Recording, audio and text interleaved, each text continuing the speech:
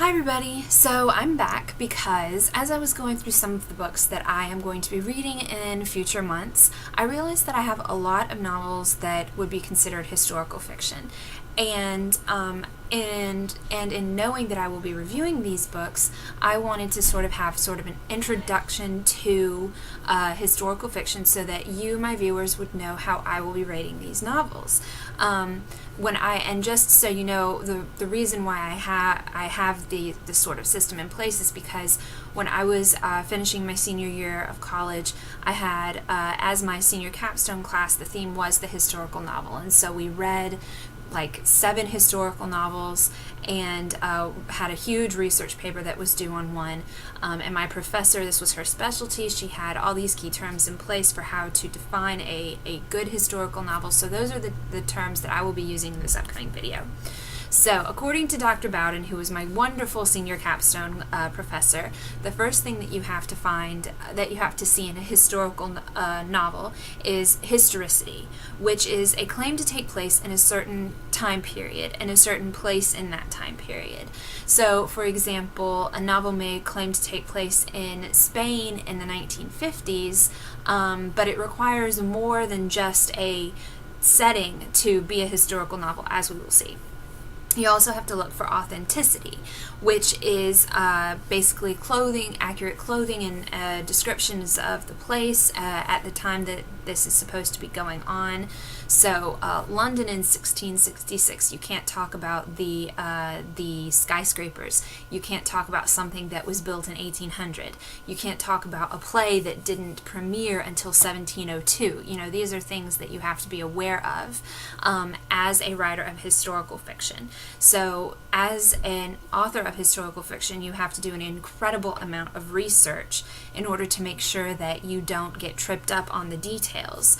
Now, romance comes in because a lot of these historical novels tend to be labeled romance. But what romance does is it comes in and it pulls together the historicity, the authenticity of the novel, and it puts a face on it.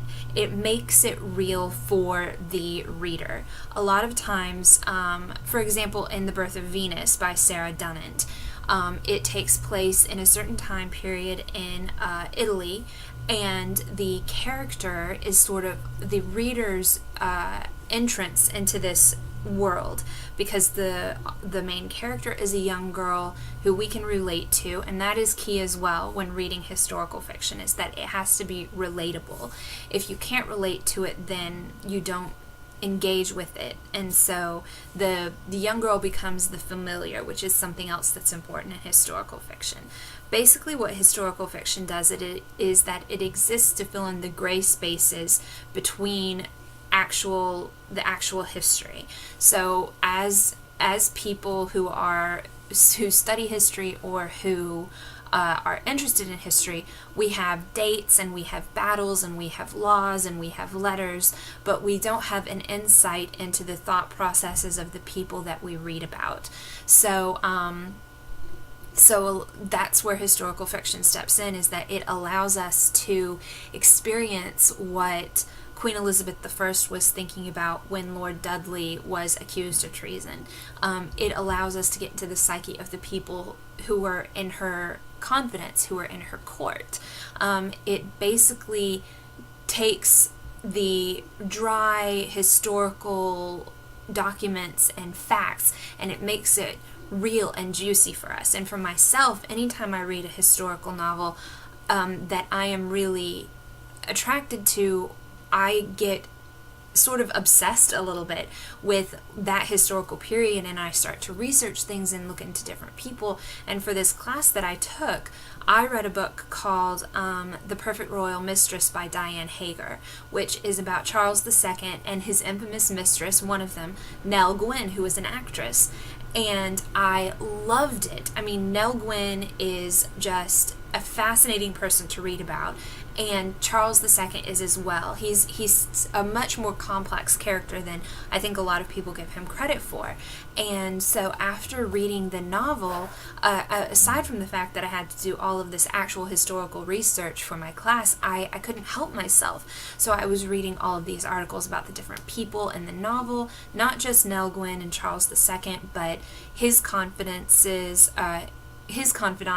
his brother, Pepys, who was a journalist of the time. I mean, there was so much going on in that time period, and if I hadn't read The Perfect Royal Mistress, I don't know that I would have just gone out and started reading all about the 17th century England, or the dynamic that was going on at the court, or anything like that. So these are terms that I'm going to be using when describing historical fiction and deciding whether or not it was a good historical novel or whether it was just a good novel. And to sort of further illustrate what I'm talking about, I'm going to refer to two books that I just finished reading this month. And the first one is The Bronze Horseman by Paulina Simons. This is a book that I would call a good historical novel.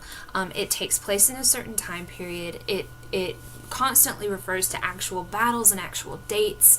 It takes place in Russia during World War II, during the siege of Leningrad, and there are two young people who are the main characters of the novel. They are our gateway into this world, especially Tatiana, who is 17 when the novel begins. She falls in love with Alexander, who is a soldier, so we see his experiences of the war, and we see her experiences of the siege of Leningrad, which was completely horrific.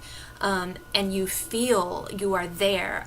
Paulina Simons is herself Russian, and just the way that she describes everything that goes on is amazing. I would definitely consider this a good historical novel.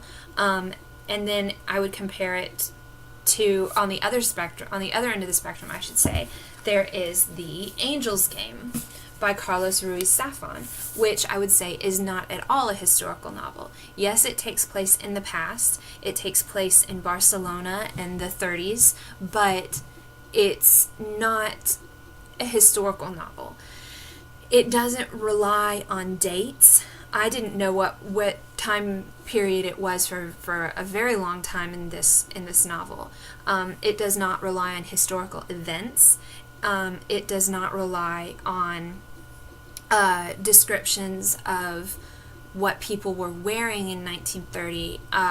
It does talk a little bit about society, but at the heart, I would say that this is more of a Gothic novel than an actual historical novel.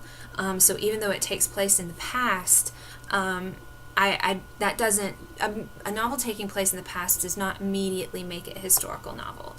This was a wonderful book, definitely a Gothic thriller, but not a historical novel. I would say that The Bronze Horseman is absolutely a historical novel. It is definitely a work of historical fiction, and a very good one, because it fills all of the criteria for being not a work of historical fiction. So I hope that wasn't entirely confusing. I really like reading about the past, especially in the historical novel format, because I think it makes it a little bit more palatable. So if you have any questions, please leave them in the comments below. I will be happy to try and answer them to the best of my ability, or if you disagree with what you consider a historical novel to be, please let me know. I really enjoy discussion. I miss being an English major. Anyway, and I will see you guys soon, because I'm going to make a video about what my March reads will be, and I will see you guys soon. Bye.